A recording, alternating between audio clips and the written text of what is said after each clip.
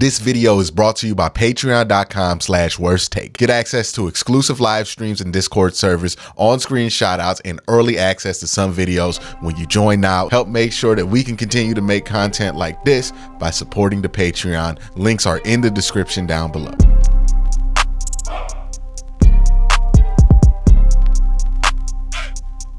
In Kevin Stefanski's press conference on Monday, he was non-committal about PJ Walker being the starter for next week. Now, that could mean a number of things. It could mean that he feels like Deshaun could be back.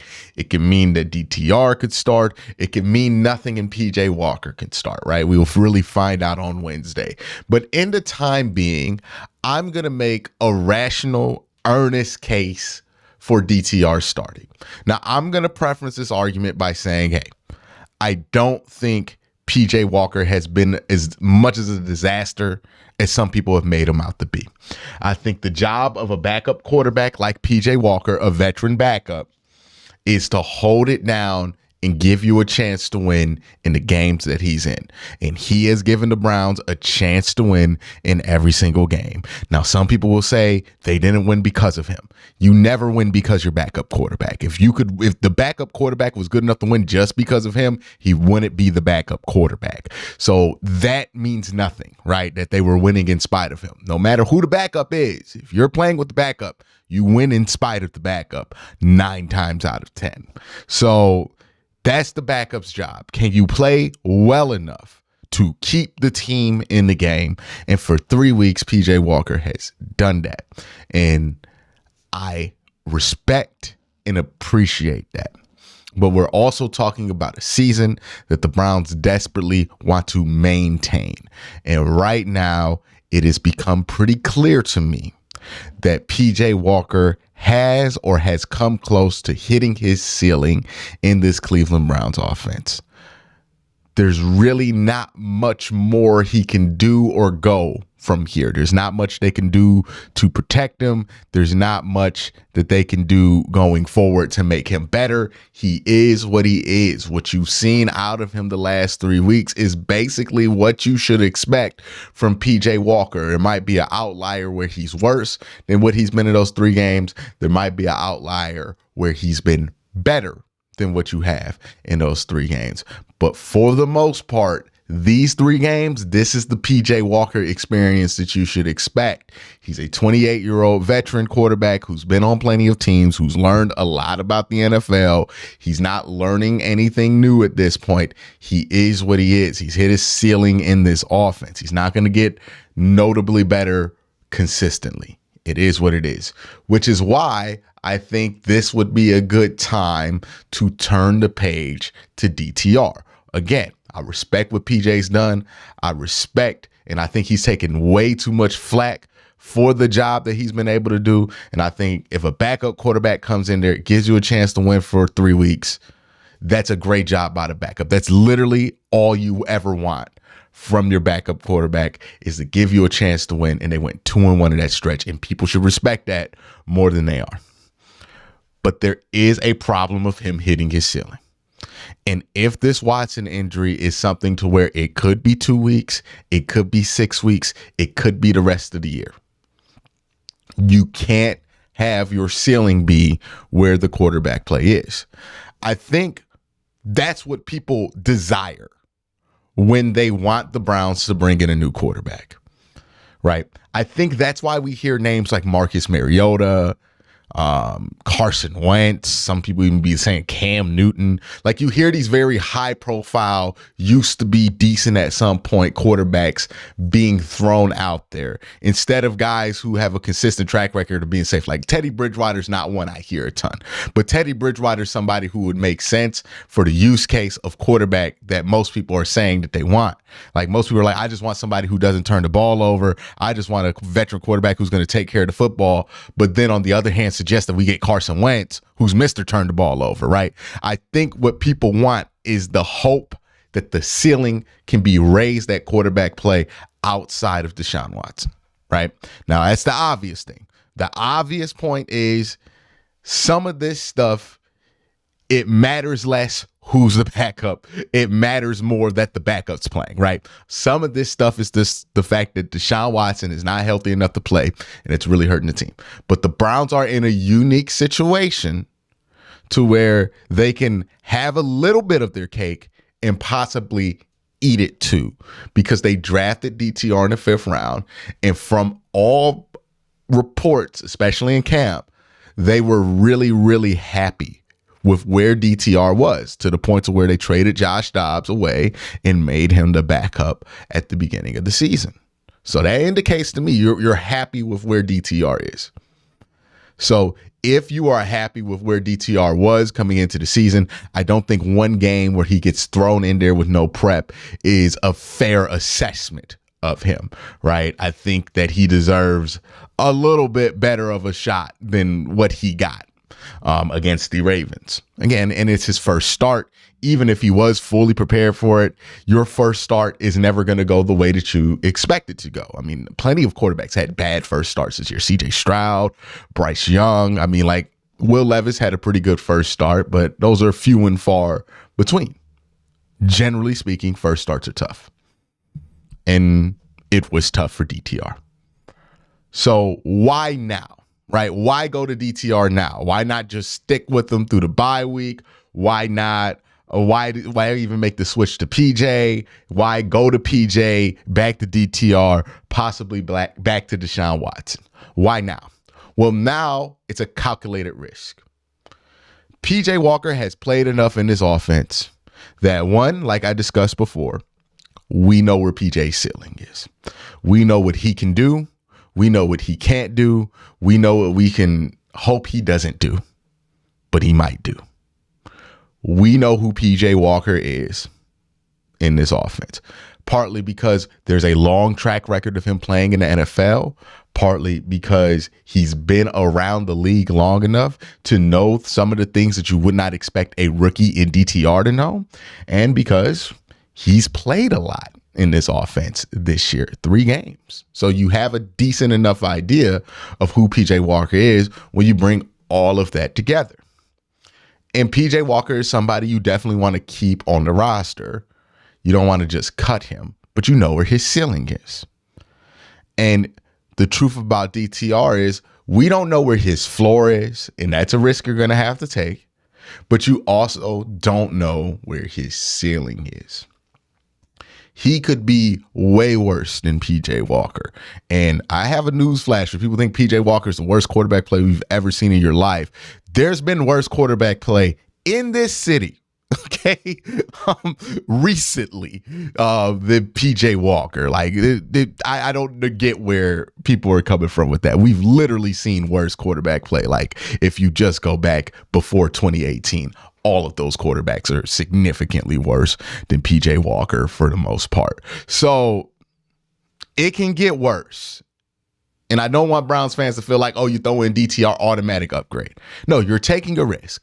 You're taking a risk that he might be worse than PJ, that he might turn the ball over more than PJ, that he might be a disaster. And you're also taking a risk that with a young player that you had seen some promise in, that you could possibly ruin him because you played him way too early. Now, I personally am of the belief that if you're a good quarterback and you play early and you don't play well early, if you're good, if it's meant to happen, you'll figure it out. If it's not, that will be your excuse on why you never figured it out, but it was never meant for you to be.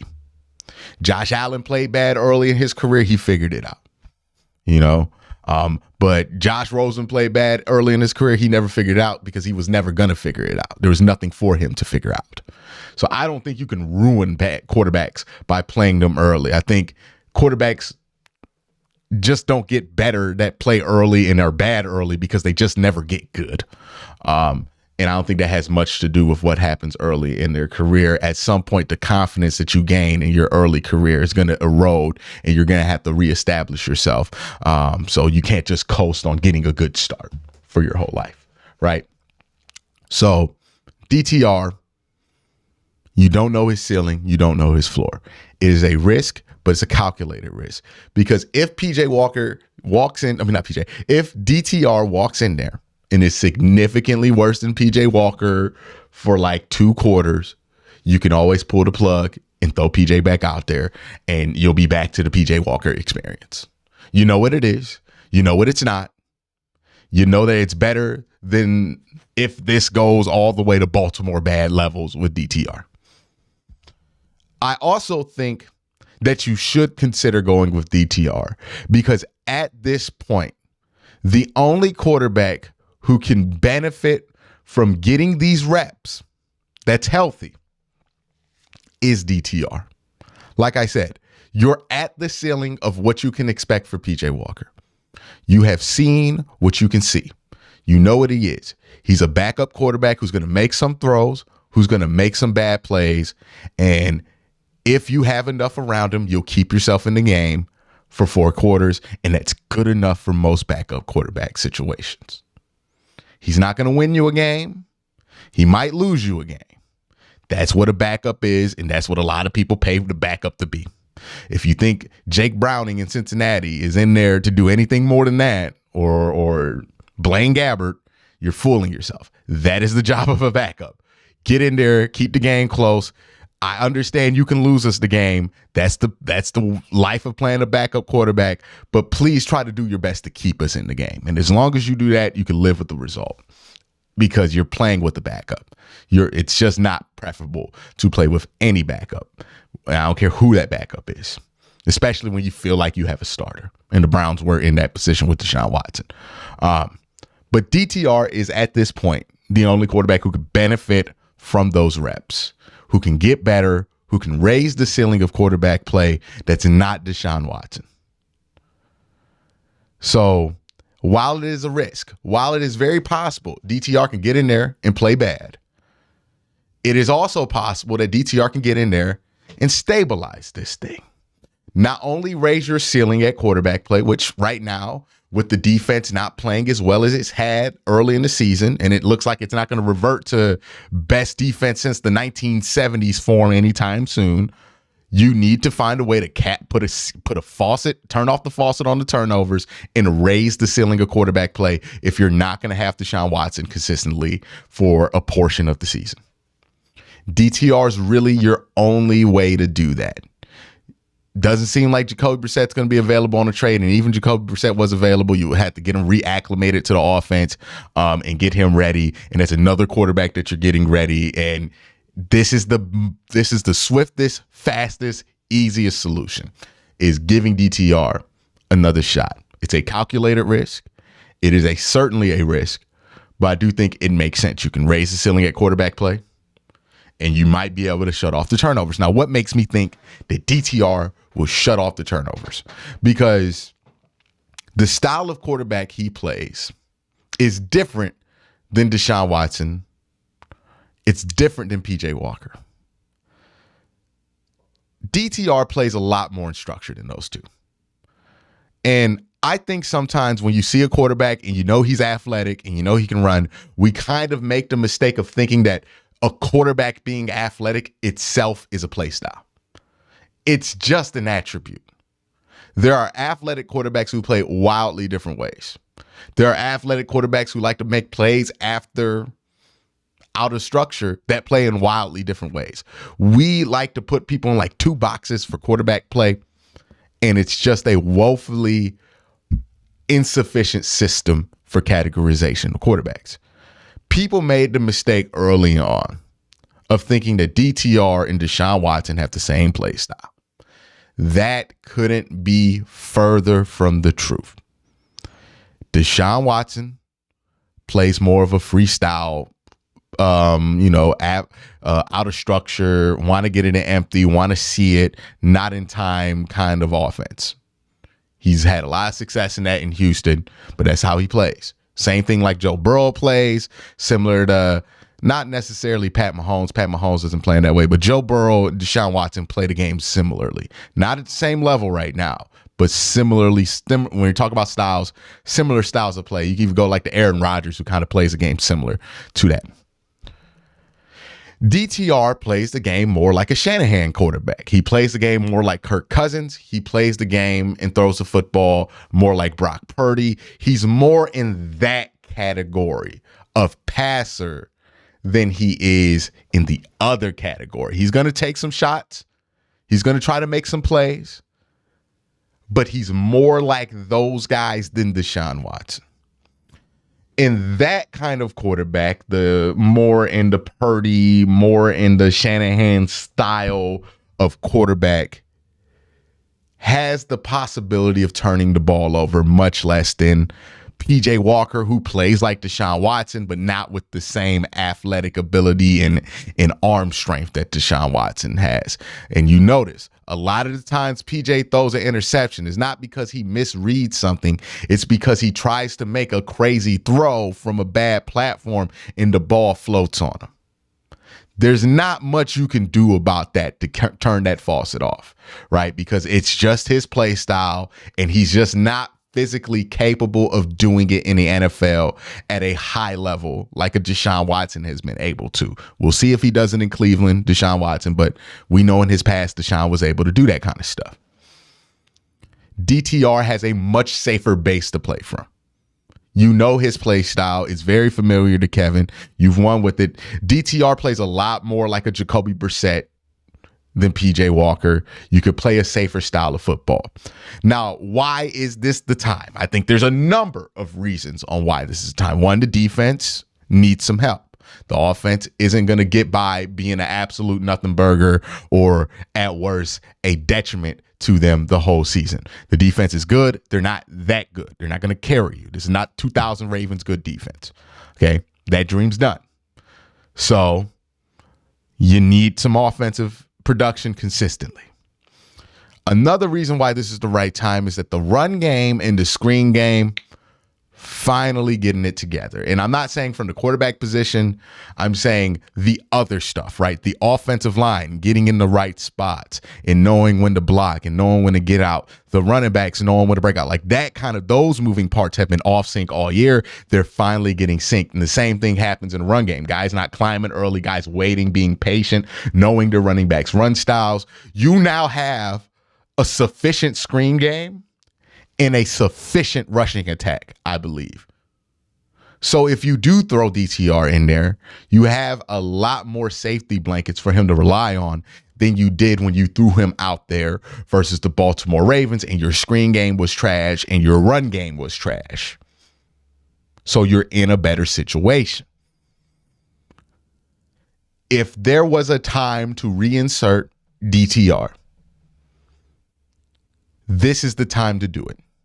You're playing the Arizona Cardinals, who are going to be a scrappy, tough team. It's not going to be a walk in and win the game type situation. It's going to be a hard fight to get that W. They're not just going to hand it to you. So I'm not trying to downplay them at all. But this is the opportunity to let DTR play. They're starting a rookie on the other side. You feel like mistakes might be made on both sides. Even if Kyler Murray comes back, his first game in a very long time, you feel like mistakes are going to be made. You feel like there's going to be margin for error in this game. This is the game to put him back in. If you can go back to DTR, this is the game that you would want to do it. That's my argument for it. And to sum it all up, my argument is basically it's a calculated risk. PJ Walker's played enough. You know what PJ Walker's going to be. And you know that PJ Walker's somebody that, hey, if DTR gets in a bunch of trouble, you could throw him back out there and you know the life that you're going to be living there. You'll probably be able to stay in games, but it's going to be a coin toss on whether he makes the play to win it or doesn't. You're at the ceiling with PJ Walker as well. So not only do you have the safety blanket of always being able to throw him in, he's at the point where he's played enough to where you could just throw him in, but you also know that he's at his ceiling. DTR isn't at his ceiling. You have no idea where that ceiling is with him, and it could be significantly higher than PJ Walker. And if that's the case, you're in a significantly better position to wait out this Watson injury. Turnovers need to be reduced. PJ Walker's style of play at quarterback is not going to be conducive to turning down the turnovers. He doesn't play the game safely. He's going to be a guy who likes to make big plays. He's going to try to throw it downfield. And since he's not the most talented quarterback in the world, he's going to throw interceptions. You live with it sometimes because sometimes he makes a great play, but that's what's going to be with PJ. So you got to live with that. With DTR, he plays a whole different style of quarterback, a much safer style of quarterback, more like Jacoby Brissett, more like Brock Purdy, more like those kind of quarterbacks, not necessarily in the same style that PJ Walker plays, which is a little bit more reckless. He plays a safer style of football that you could get away with running the ball, which brings me to my other argument where, hey, the run game's back. The defense needs this offense to step up a little bit. Now you have some safety blankets in the run game and the screen game, and David Njoku's really been stepping up over the last few weeks. So you feel like you're at a good place that if you insert a rookie, you have enough around him now that you can live with him and they can live through some mistakes and it not cost them games because you have support around him that you just didn't have when you threw him in there versus the Baltimore Ravens. That's why I think the Browns should seriously consider starting DTR this week. And that's why I think it would be a good move for this team going forward, especially with Watson's injury being uncertain. Let me know what you think in the comment section down below. Y'all have a great day. Have a good night.